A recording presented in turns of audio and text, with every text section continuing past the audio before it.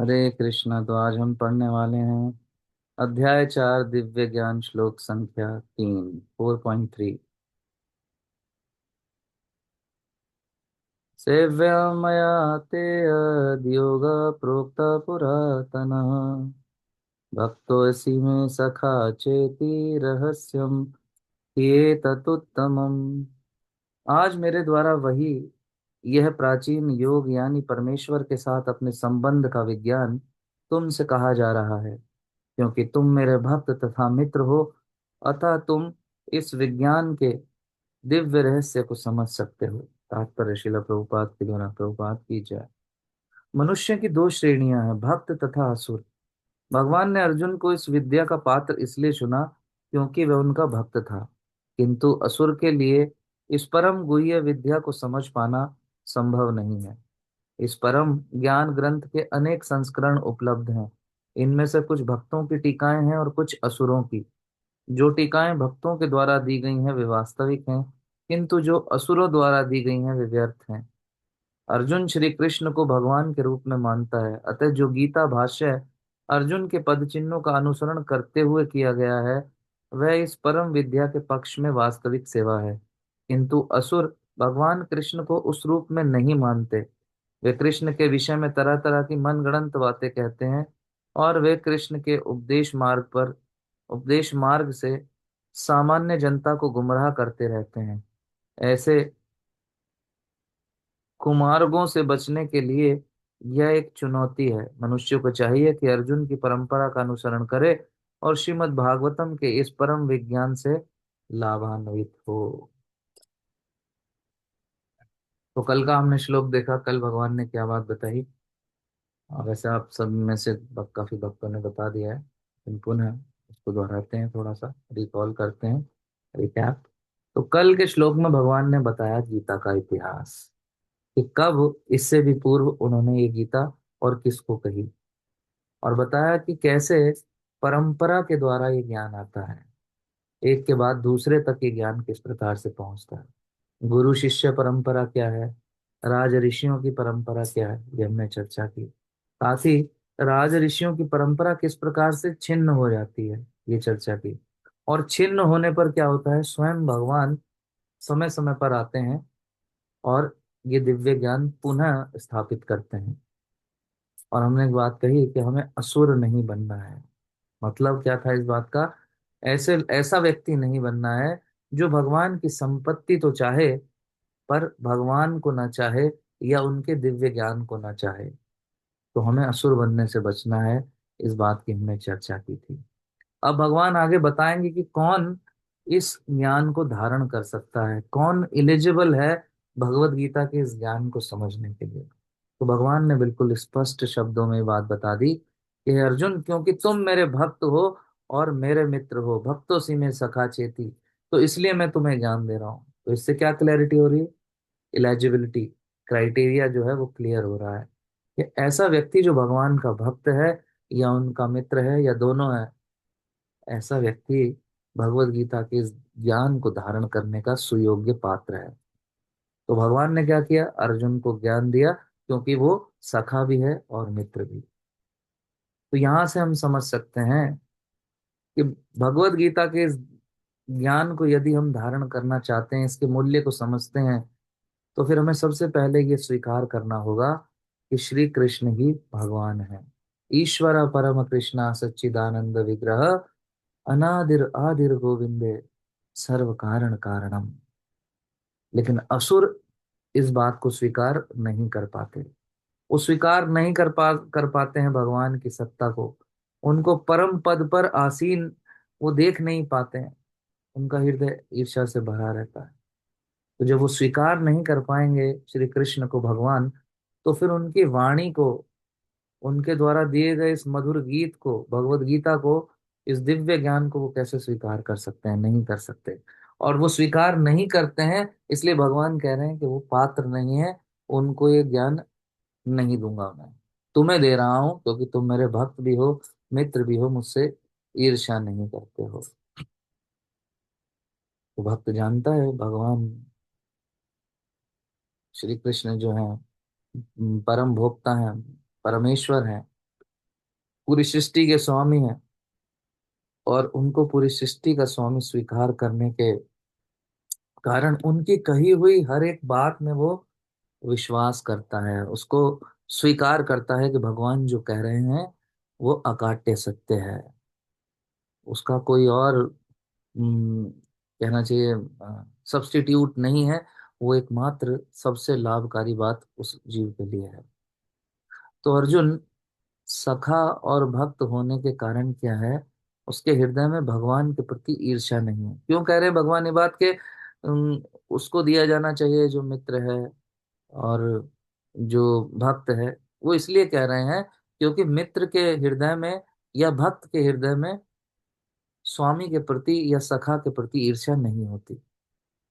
आजकल के जैसे सखा, आज जिन्हें हम सो कॉल्ड दोस्त समझ लेते हैं, उनकी बात नहीं हो रही। जो वास्तव में मित्रता के भाव में होते हैं उनमें ईर्ष्या नहीं होती। दिखावे के दोस्तों में तो बहुत ईर्ष्या होती है। लेकिन अर्जुन वो दिखावे का मित्र नहीं है, भगवान का हृदय से हृदय का तार जुड़ा होने वाला मित्र है। तो अर्जुन के हृदय में रंच मात्र भी भगवान श्री कृष्ण के प्रति ईर्ष्या नहीं है। तो इसी प्रकार हम सब भी भक्त जो हैं, जो भी देख सकते हैं जूम क्लास में इतने सारे भक्त, 70 भक्त के आसपास हैं इस क्लास में। तो उनके हृदय में क्या ईर्ष्या है भगवान के प्रति? नहीं, किसी के हृदय में भगवान के प्रति जो है वो ईर्ष्या नहीं है। सब जो है वो भगवान से प्रेम करते हैं। अगर भगवान से प्रेम नहीं करते तो फिर वो क्यों सुनने आएंगे इस भगवत गीता को, इस दिव्य वाणी को सुनेंगे ही नहीं। तो महत्वपूर्ण बात है कि वो व्यक्ति भगवत गीता के ज्ञान को स्वीकार कर सकता है जिसके हृदय में भगवान के प्रति ईर्ष्या नहीं है। क्योंकि जहां ईर्ष्या होती है फिर क्या होता है, जिस व्यक्ति से कोई, सोचिए आप, जस्ट आप सोचिए किसी से यदि आपको, भगवान ना करे, ईर्ष्या हो, क्योंकि ये शत्रु है, आप ही का नाश करती है। लेकिन यदि ईर्ष्या किसी से है भी तो सोचिए, ऐसा व्यक्ति यदि कोई बात कहे, बहुत काम की भी बात कहे, तो हम उसको स्वीकार नहीं करते। हम उसकी बात सुनते ही नहीं है वो क्या बोल रहा है। और अगर सुन भी रहे हो सकता है सुनने का दिखावा करें, लेकिन हृदय से उस बात को जो है स्वीकार नहीं करते। तो इसलिए श्री कृष्ण बता रहे हैं कि ये ज्ञान सबके लिए नहीं है। जिन व्यक्तियों के हृदय में भगवान के प्रति ईर्ष्या है, जो भगवान को पूर्ण पुरुषोत्तम भगवान स्वीकार नहीं करते, वो इस ज्ञान को धारण नहीं कर सकेंगे। उनकी समझ में आने वाला ये ज्ञान नहीं है। परंतु वहीं वही श्री कृष्ण जब गौरांग महाप्रभु के रूप में आते हैं, श्री कृष्ण जो है जब महाप्रभु चैतन्य के रूप में आते हैं, तो इतनी कृपा करते हैं कि वो जन जन तक इस ज्ञान को देना चाहते हैं। यारे देखो तारे कहो कृष्ण उपदेश, जिसको भी मिलो कृष्ण का उपदेश दो, महाप्रभु कहा करते थे। और प्रभुपाद तो उनसे भी अधिक दयालु, भगवत गीता की टीकाएं लिखी और संपूर्ण विश्व में बांट दी। भगवत गीता मैराथन शुरू करा दिया वर्तमान आचार्य वृंदों ने। पूरा पूरा हफ्ता बुक डिस्ट्रीब्यूट हुआ करती थी पहले, अब फिर एक महीना शुरू हुआ, अब दो दो महीना भगवत गीता, नगर नगर गांव गांव घर घर जाकर भगवत गीता का वितरण होता है। पात्र पात्र देखे बिना वितरण होता है। क्यों? ताकि इस भीड़ में जो भी ऐसे व्यक्ति हैं जो श्री कृष्ण के अभी भक्त तो नहीं बने, परंतु उनके हृदय में श्री कृष्ण के प्रति ईर्ष्या भी नहीं है। दुर्भाग्य से कोई ऐसा व्यक्ति उन्हें मिला ही नहीं जो श्री कृष्ण के इस दिव्य ज्ञान के विषय में उन्हें बताए। ईर्ष्या नहीं है, लेकिन ये दिव्य ज्ञान वहां तक नहीं पहुंचा, उन तक नहीं पहुंचा, श्री कृष्ण के विषय में जानकारी उन तक नहीं पहुंची, इसलिए वो श्री कृष्ण को स्वीकार नहीं कर सके। तो इस भीड़ में ऐसे भी मिलेंगे लोग। अगर 100 लोगों को भगवत गीता बांटोगे तो 5 या 10 तो ऐसे मिलेंगे जो भगवान के प्रति ईर्ष्यालु नहीं है। हो सकता है 90 ऐसे हों, वो अस्वीकार कर देंगे इस पुस्तक को, इस ज्ञान को। लेकिन 5 या 10 तो लोग तो स्वीकार करेंगे। तो ऐसे लोगों का तार श्री कृष्ण से जुड़ सके, इसलिए गौरांग महाप्रभु, शीला प्रभुपाद और वर्तमान जो आचार्य वृंद हैं, वो कृपावश घर घर गीता का वितरण कराते हैं। श्री कृष्ण से भी अधिक दयालु चैतन्य महाप्रभु, और चैतन्य महाप्रभु के ही समान उनके ये परंपरा में श्रील प्रभुपाद और उनके शिष्यगण दयालु हैं। श्री कृष्ण से भी अधिक दया बांट रहे हैं। देखिए, श्री कृष्ण के द्वारा दिया हुआ वो दिव्य ज्ञान घर घर तक डोर डोर नॉक करा करा कर बांट रहे हैं। क्यों? ताकि ऐसे लोग जिनके तार जो है भगवान श्री कृष्ण से अभी कमजोर पड़ गए हैं, वो पुनः जुड़ सकें। ईर्ष्या नहीं है, मतलब कमजोर पड़ा हुआ है तार, पुनः जोड़ा जा सकता है, तो वो जुड़ सके। जैसे आप देखें, आपके मोबाइल का चार्जर होता है, कभी कभी चूहा काट देता है, उसमें चार पांच तार होती हैं, लेकिन एक तार चिपकी हुई है बस हल्की सी। चार्जिंग पे लगाओगे तो बहुत स्लो चार्जिंग होगी। तो फिर क्या किया जाता है, उन तारों को जोड़ दिया जाता है। जब वो तारें जोड़ दी जाती हैं तो फिर चार्जिंग फास्ट हो जाती है। तो वैसे ही जब हमारे तार कच्चे हैं, ईर्ष्या नहीं है, मतलब एक आध कोई बारीक तार तो जुड़ा हुआ है जिसके कारण ईर्ष्या नहीं है, लेकिन सारे तार नहीं जुड़े, तो उन सारे तारों को जोड़ने का ये प्रयास जो है, ये है कि घर घर भगवत गीता का ज्ञान दिया जाए। फिर क्या होगा, जब तार जुड़ जाएंगे तो ऐसा व्यक्ति भी क्या है, मित्र हो जाएगा, और वो फिर ज्ञान को स्वीकार करने का सुयोग्य पात्र बन जाएगा।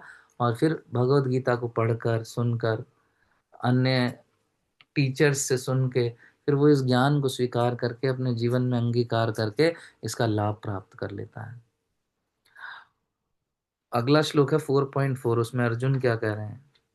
अर्जुन उवाच अपरं भवतो जन्म परम जन्म विवस्वत कथमेतद्विजानीयाम् त्वमादो प्रोक्तवानिति। अर्जुन ने कहा, सूर्यदेव विवस्वान आपसे पहले हो चुके हैं, यानी आपसे ज्येष्ठ हैं, बड़े हैं, तो फिर मैं कैसे समझूं कि प्रारंभ में भी आपने उन्हें इस विद्या का उपदेश दिया था। तो यहाँ क्या है, अर्जुन ने क्या किया, बड़े ही विनम्र भाव से भगवान से प्रश्न पूछा कि मैं समझ नहीं पा रहा हूं प्रभु। अविश्वास नहीं किया उसने, ये नहीं सोचा कि भगवान झूठ बोल रहे हैं। मैं तो बचपन से देख रहा हूँ कृष्ण को, मेरे कजिन है, मेरे साथ साथ बड़े हुए हैं, मेरे साथ साथ खेले हैं, ये क्या मजाक कर रहे हैं कि सूर्य देव को इन्होंने ये ज्ञान दिया? नहीं, हंसे, हंसी नहीं उड़ा रहे हैं उनकी, अविश्वास नहीं कर रहे हैं। यही फर्क है एक असुर में और एक भक्त में। यही एक असुर प्रवृत्ति का व्यक्ति क्या बोलता, वो स्वीकार नहीं करता भगवान को, वो हास्य करता, मजाक करता कि ये, यही बात अगर भगवान दुर्योधन से कह देते तो दुर्योधन के पेट में दर्द हो जाता हंसते हंसते। तो जिसमें श्रद्धा होगी वही इस ज्ञान को सुनेगा और पढ़ेगा, वरना वो गायब हो जाएगा। जिस प्रकार अर्जुन को श्रद्धा है, उसी प्रकार हमें भी अपनी श्रद्धा को भगवान में अडिग करना पड़ेगा। अगर हमें कुछ बात समझ ना आए तो फिर हमें टीचर्स से पूछनी चाहिए। जैसे अर्जुन ने पूछा, चैलेंज नहीं किया भगवान श्री कृष्ण को कि ये क्या बात कर रहे हो प्रभु आप, ये क्या मजाक है। क्यों? क्योंकि प्रभुपाद कहते हैं कि चैलेंज करने वाले इस ज्ञान को समझ नहीं सकते। आगे भगवान स्वयं इस बात को कहेंगे आगे के श्लोकों में। तद विधि प्रणिपातेन परिप्रश्नेन सेवया उपदेक्षन्ति ते ज्ञानम ज्ञानिनस् तत्वदर्शिना। विनम्र भाव से गुरु के पास जाकर जो दिव्य ज्ञान है उसके विषय में प्रश्न करना चाहिए, और वो हमारे जो अंधकार है उसको समाप्त करते हैं, हमारे डाउट्स को क्लियर करते हैं, क्योंकि उन्होंने इस चीज को, इस ज्ञान को बहुत अच्छे से समझाया जाना है। वो जानते हैं, उनके पास एक ज्ञान है, उस ज्ञान को धारण करते हैं, तो वो हमारे डाउट्स को क्लियर कर सकते हैं। यहाँ अर्जुन ने भगवान को चैलेंज नहीं किया, बल्कि क्या कह रहा है अर्जुन कि भगवान मैं नहीं समझ पा रहा हूं, कह रहे ना, तो फिर मैं कैसे समझूं कि प्रारंभ में भी आपने उन्हें इस विद्या का उपदेश दिया। चैलेंज नहीं किया, अपनी कमी को दिखाया अर्जुन ने कि आप तो ठीक ही कह रहे हैं भगवान, अगर आप कह रहे हैं तो इसमें आई हैव नो डाउट, लेकिन मैं नहीं समझ पा रहा हूं, मैं अयोग्य अनुभव कर रहा हूं अपने आप को।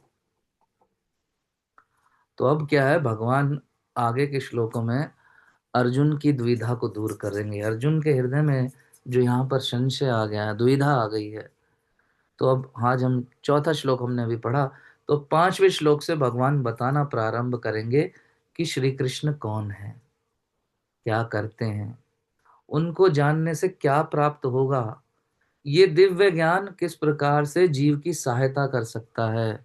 इस दिव्य ज्ञान को धारण करके जीव किस प्रकार से लाभान्वित हो सकता है और कृष्ण भावना भावित होकर आनंद का अनुभव कर सकता है। परत दर परत भगवान अब अगले श्लोक से इन बातों को बताना प्रारंभ करने वाले हैं। तो ये क्या बताएंगे भगवान? जो भक्त ये जानने के इच्छुक हैं, जिनकी श्रद्धा है, देखिए जिनकी श्रद्धा होगी वही सुनेंगे, भगवान के इस ज्ञान को जानना चाहेंगे। लेकिन जिसकी श्रद्धा नहीं होगी, वो एक दो दिन आएंगे, सुनेंगे, उसके बाद फिर अरे क्या ही लाभ है भगवत गीता, क्या ही मजा आता है, इतनी देर कुछ और क्रिकेट मैच देखेंगे, तो उनकी श्रद्धा कहीं और चली जाएगी। लेकिन हमें असुर नहीं बनना है, हमें भगवान का मित्र और भक्त बनने का प्रयास करना है। अगर पूरी श्रद्धा नहीं है अभी, पूरी तरह भक्त नहीं बने, पूरी तरह मित्र नहीं बने, एक हल्का सा भी तार जुड़ा हुआ है, तो अब बाकी के तारों को जोड़ने का प्रयास करना है। तो अब कल के श्लोक से देखेंगे कि भगवान अर्जुन को आगे क्या बताते हैं और किस प्रकार से अर्जुन की शंकाओं का निवारण करते हैं। हरे कृष्ण कृष्ण कृष्ण हरे हरे, हरे राम राम राम हरे हरे। भगवत गीता यथारूप की जय। श्रील प्रभुपाद की जय।